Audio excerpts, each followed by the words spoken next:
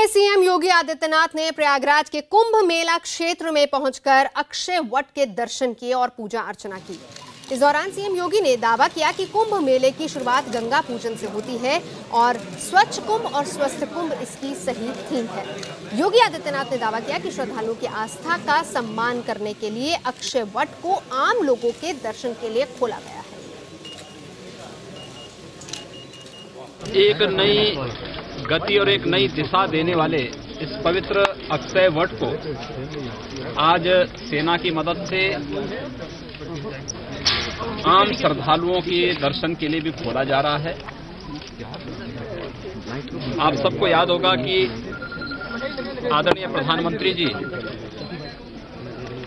16 दिसंबर को प्रयागराज कुंभ के कार्यों के लोकार्पण के लिए जब यहां पर आए थे तो उस समय उन्होंने स्वयं भी यहां पर आके दर्शन किया था।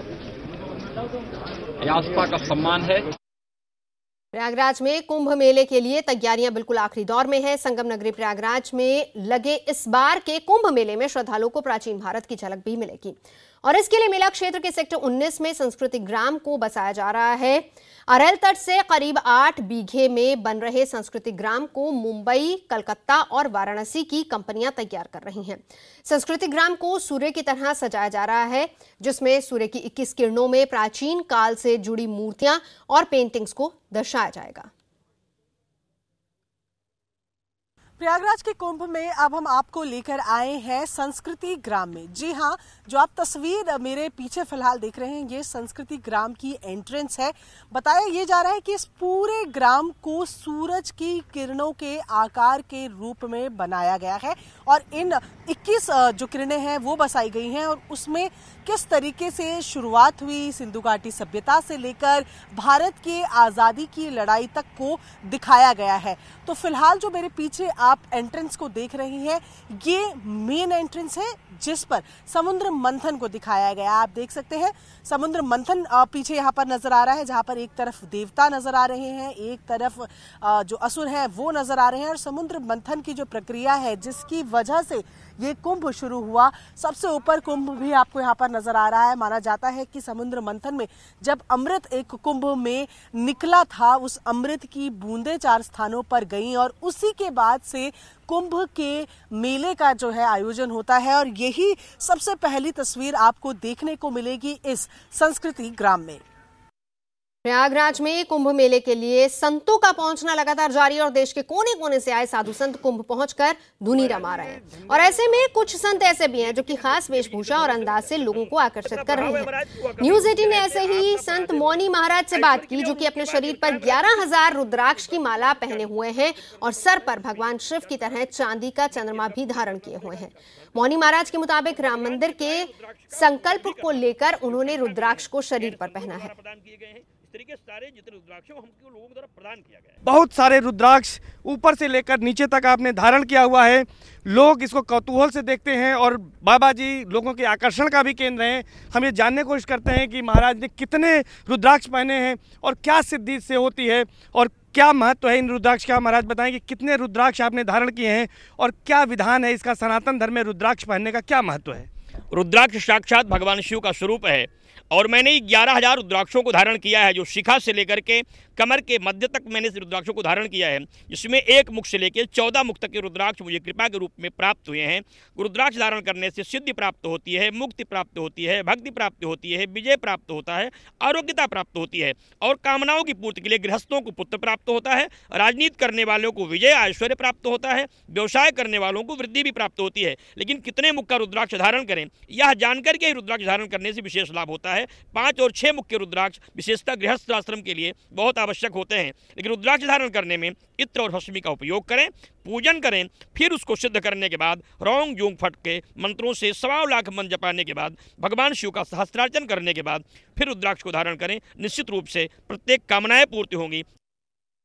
सीएम योगी के कुंभ दौरे से पहले शाही स्नान के लिए अखाड़ों की नाराजगी अब सामने आई है। अखिल भारतीय अखाड़ा परिषद ने कुंभ मेला प्रशासन को चेतावनी दी है कि वो परंपरा के मुताबिक संगम में ही शाही स्नान करेंगे। दरअसल मेला प्रशासन ने अखाड़ों से सेक्टर 17 में गंगा के तट पर शाही स्नान का प्रस्ताव रखा था। वहीं अखाड़ा परिषद ने शिविरों में पानी और शौचालयों की अब तक की सही व्यवस्था न होने पाने पर भी नाराजगी जताई है। यही नहीं, अखाड़ा परिषद की बैठक में सीएम योगी के बार बार आने पर रोक की भी चर्चा हुई। संतों के मुताबिक सीएम के बार बार आने से सारे अधिकारी उनकी तैयारियों में लग जाते हैं, जिससे कुंभ मेले के काम पर असर पड़ता है। शौचालय की बड़ी अव्यवस्था है, सारे लोग नाराज हैं और पानी की अव्यवस्था है। दो चीज़ों को बड़ी शिकायत आई है। हम लोग महामंत्री कई बार राउंड मारे हैं, पूरा माननीय नगर विकास मंत्री जो यहाँ प्रभारी मंत्री हैं, कल उनसे फ़ोन द्वारा हमने अपनी शिकायत दर्ज करा दी है कि ये शिकायत बहुत सारी आ रही है। शायद उन्होंने मेला अधिकारी को निर्देश भी दिया है। तो शौचालय और जल दो की थोड़ी अव्यवस्था हो रही है, तो आप लोगों के माध्यम से और सबके माध्यम से कहना चाहते हैं कि इसकी व्यवस्था जल्दी कराई जाए।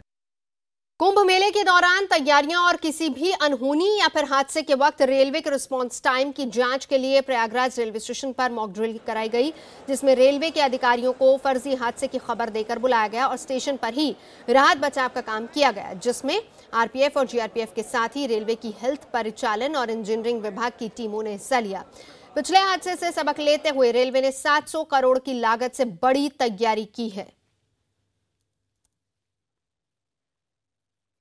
कुंभ मेले में प्रदूषण पर एनजीटी ने उत्तर प्रदेश प्रदूषण नियंत्रण कंट्रोल बोर्ड को पर्यावरण के मानकों की मॉनिटरिंग के लिए सख्त आदेश दिए हैं। सरकार इसके लिए प्रयास भी कर रही है, लेकिन मेला क्षेत्र में प्रदूषण के खराब स्तर और गंगा की निर्मलता के लिए साधु संतों में नाराजगी है और उन्हें सरकार की इन कोशिशों को नाकाफी बताया है।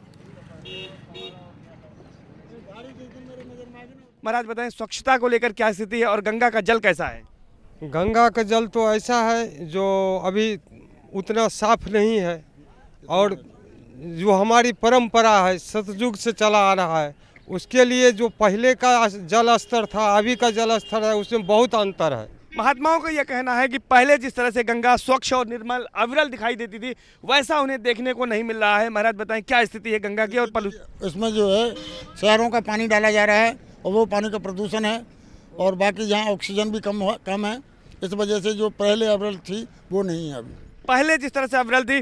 दूसरी बातें करें, जो शहर में गंदगी है उससे कितनी परेशानी हो रही, क्या लगता है कुंभ मेला क्षेत्र में पर्यावरण या पॉल्यूशन की क्या स्थिति है, प्रदूषण की? हाँ, गंगा माँ में हम गंगा माँ को हिंदू धर्म में बहुत पवित्र नदी मानते हैं और उसमें गंदगी आने के कारण हम संतों को और भक्तों के लिए ज़्यादा ही परेशानी झेलनी पड़ रही है। किसी को दवाई लेनी पड़ रही है, किसी को कुछ हो रहा है, जुकाम हो रहा है।